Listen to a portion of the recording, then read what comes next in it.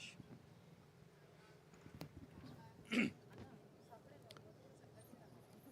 ముందుగా ఈ సినిమాని బ్లెస్ చేయడానికి వచ్చిన మీడియా అన్నలకు నా హృదయపూర్వక ధన్యవాదాలు.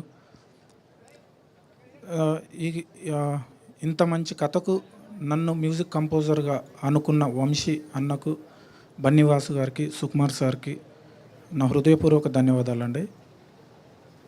ఈ కథ విన్నాక ఇదంతా చూస్తుంటే నాకు అనిపించింది ఒకటే, ఇంతమంది ఆర్టిస్టులు ఈ కథలోకి వచ్చినాక, ఈ కథను నమ్మి వచ్చినాక, ఈ ఇడుపుగాయితం అనే పంచాయతీకి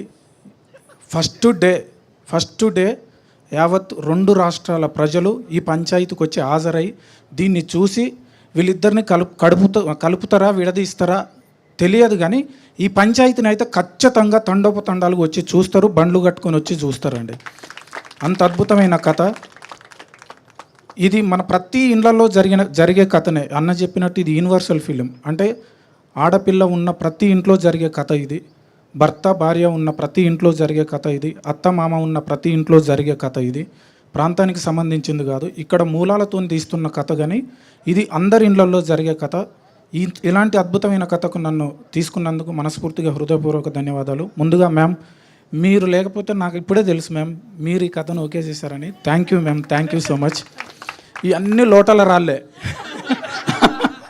మామూలు రాళ్ళు కాదు, ఇట్లా కొడితే డగడగడగడగా ఉంటుంది పంచాయతీ. థ్యాంక్ యూ అక్క, మీ అందరితో కలిసి పనిచేస్తున్నందుకు చాలా ఆనందంగా ఉంది. థ్యాంక్ యూ అండి, థ్యాంక్ యూ సో మచ్. దర్శిబాయిని చూడాలి ఈ సినిమా అయిపోయిన తర్వాత ఎట్లా ఉంటాడా ఏందని మొత్తం వీళ్ళందరితో పడి.